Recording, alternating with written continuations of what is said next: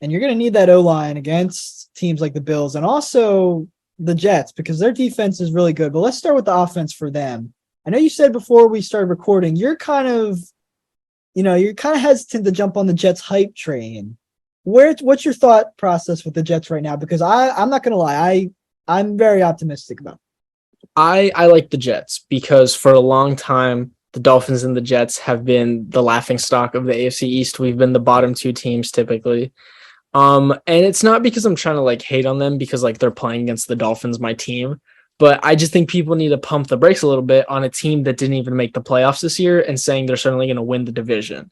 And I think you have to, be more measured with what you're aiming for because you're counting on like some important positions for like guys to come back like extremely healthy. Like Aaron Rodgers, I think Aaron Rodgers like wasn't that terrible last year, but I think you have to hope that that's not a decline and was just a down year because if he keeps declining, then like I don't think that's going to help anything. And on top of the fact that he's getting older, if you have to turn to Zach Wilson because of an injury, you might as well just clock in for the season. Like that's it.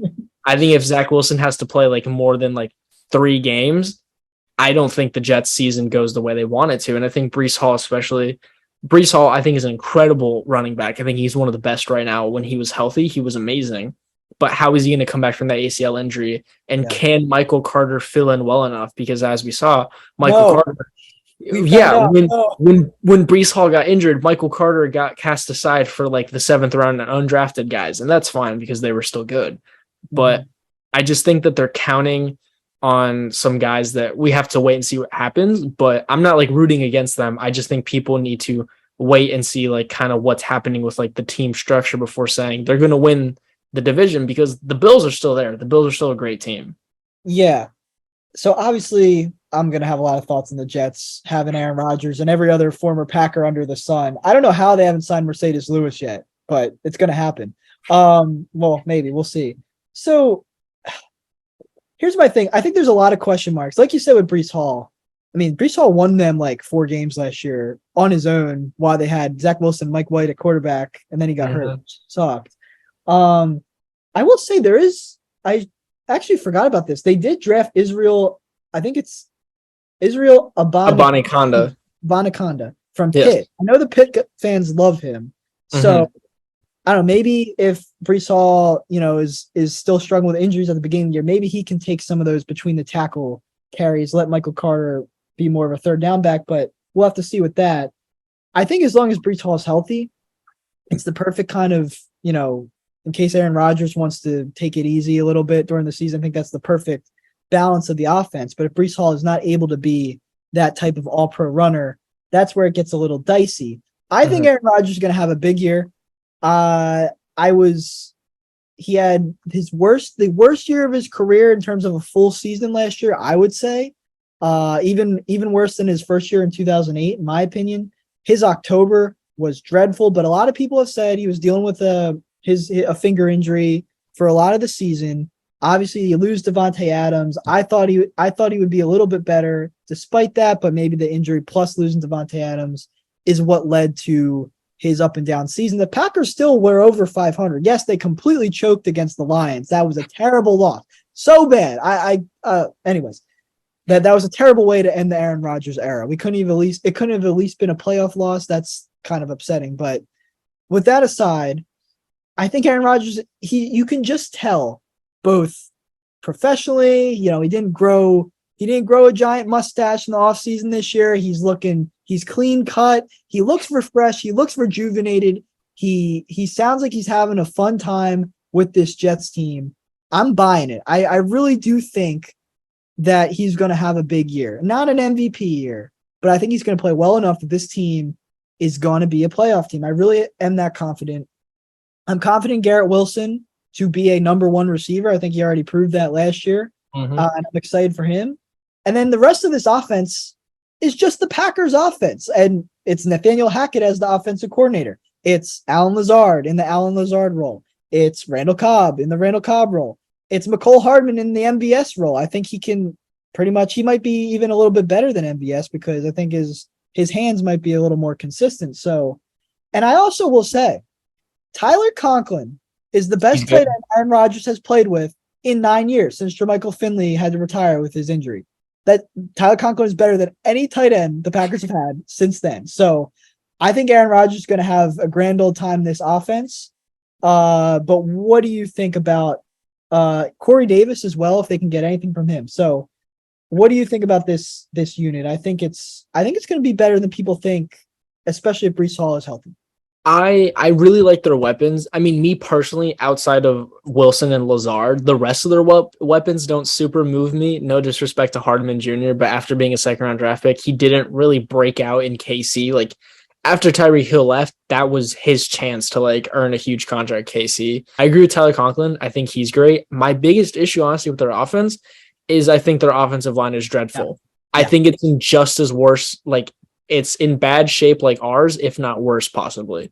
My thing with that is just, I agree. It's not looking good, but the potential is there. I don't think the Dolphins to me are just a lot of average offensive linemen who get the job done kind of, but like aren't all these guys. Dwayne Brown's old, and I don't know why he's still the left tackle, but I still think he's a solid hand. He knows what he's doing. He's been around forever. Laken Tomlinson, they paid big money for last offseason. He had a bit of a disappointing season in his first year, but I don't know. I maybe he bounces back. Elijah Vera Tucker, their first round pick. Honestly, I think he's been good, but maybe I haven't followed it closely enough. What's your take on it? I would say, from my understanding, Vera Tucker was good. But it kind of seems like he's the only like guy a lot of people feel confident in. People are worried that Dwayne Brown's too old. Laken Tomlinson had a really bad year last year. Mekhi Becton, who knows if he's going to play because he could get injured again and miss a whole season. Who knows if he's lost a lot of weight. People have been talking about how much weight he lost, but similar to what happened with Austin Jackson, a lot of people were talking about this offseason that he came in slimmed down. So here's hoping Austin Jackson and Mekhi Becton can both, after they slim down, get it together. But Mekhi Becton's got the injury history, and Connor McGovern was just very like average at best. So I think their O-line's kind of their biggest issue, but I agree. There's a world where like they can get the job done. It's not the worst thing in the world for them, but I don't love it either. So yeah, I agree. I think that's what's going to hold them back the most offensively. I just trust the infrastructure though. And I know Nathaniel Hackett completely embarrassed himself last season, but he was a good offensive coordinator with the Packers, and he got Blake Bortles to throw 32 touchdowns in a season. So something there. I don't know what happened in Denver. And who knows, maybe we're going to find out Russell Wilson was more of a problem than we thought. I'm optimistic and hopeful that's not the case and that it was Hackett's fault, but Aaron Rodgers loves Nathaniel Hackett, and Aaron Rodgers had some really good seasons under Matt LaFleur and Nathaniel Hackett. So we'll have to see how that situation shakes out. Defensively, I think the Jets, they're not on the Dolphins level, but I really like this defense. This front seven, Quinnen Williams, he just got the biggest contract for any defensive lineman in NFL history. They got Carl Lawson coming back. And their two most recent first-round picks, Jermaine Johnson II last year in 2022, and then this past year they drafted Will McDonald IV. So those guys kind of backups right now, but we'll see if they can kind of play their way into bigger roles. So I think that D-line's pretty good. And then CJ Mosley, big bounce back year last year after some disappointing ones after coming over from Baltimore. Yeah. And he kind of was the captain of that defense last year. So front seven wise, I think they're pretty set. I like, for the most part, most of their front seven, but there's definitely a few guys in there that I'm not super moved by, like Quentin Jefferson and Franklin Myers, and then like Jermaine Sherwood. Like those are some guys that are like some starters. I'll be honest, I don't know who that is. I don't know who Sherwood is. That's my thing. Like Franklin Myers and Quentin Jefferson, like they've been serviceable in the past, but like they continue getting older. I don't know if they should really be starters anymore, and they don't like really move me. And neither does like some of their depth. The main guy behind CJ Mosley is Chaz Surratt. I just know he's from UNC because I live in the North Carolina area. I don't know anything else about him. Yeah, I think the Jets, they're just going to have to hope people stay healthy. And if they stay healthy, they're going to be good like they were last year. They had the potential's there, though. The potential's there. I don't want to crap all over it. But I think that there's some questionable decisions that maybe, throughout camp, they'll be changed out for someone else who's got more potential. So, I can see why people are very optimistic about this defense. I totally get it. Yeah, and we mentioned Sauce earlier. I mean, this guy, as long as he continues to do what he did last year, he's going to be a total lockdown. It's going to be a ton of fun once again to see him compete with Diggs and Tyreek Hill and Jalen Waddle. Him and Garrett Wilson going at each other in practice is going to make both of them so much better. Draft classmates last year, obviously. So, yeah, I think Sauce Gardner and DJ Reed, like you said, that's still a very reliable tandem. Jordan Whitehead's solid. And then here's the thing, another Packer, which I think this is the only signing that wasn't linked to Aaron Rodgers, is Adrian Amos coming over to New York as well.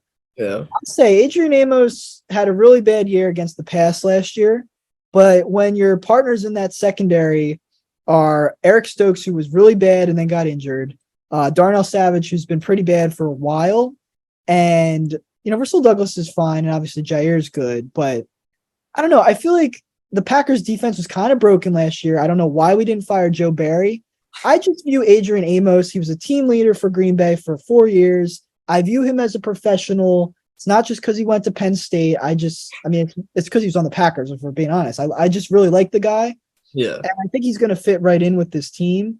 And I think, Sauce Gardner is a younger player. He's going to lead on the field. But I think Adrian Amos, everything I've ever heard and seen from him is that he's a leader off the field. And I think he's going to be an underrated ad for this defense. So I think the Jets, as long as Aaron Rodgers has, let's say he's 80% of what he was 2 years ago, and as long as this defense is what they're supposed to be, I think this is a playoff team.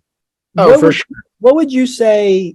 What's your reservations about this team? Super Bowl wise or playoff wise? I think it's more Super Bowl wise because me personally, I've seen a lot of people saying that like the Jets have by far the best defense in the league, and that's a little too far. Like my reservations with the defense is kind of like some of their backups, and like who they're relying on, like if something happens, like a short-term injury and stuff like that. But I do see definitely like the potential because like DJ Reed, Sauce Gardner are incredible. Jordan Whitehead's very good. He stands out a lot to me as a guy in like the top end like of their secondary. Like he's really running the show back there. So I think he's pretty great. I think their defense has the potential to be the best, but I think people need to pump the brakes a little and just shoot for, playoffs first before we start talking about Super Bowls and stuff like that. I think the Jets with Sauce, with Quinn Williams, and with CJ Mosley have three guys who are right at the top of their position groups. Mm-hmm. But collectively, it's good. They just need a lot. They need some guys to get better. Maybe they will. But I would agree with you. I think that's the right take on the Jets.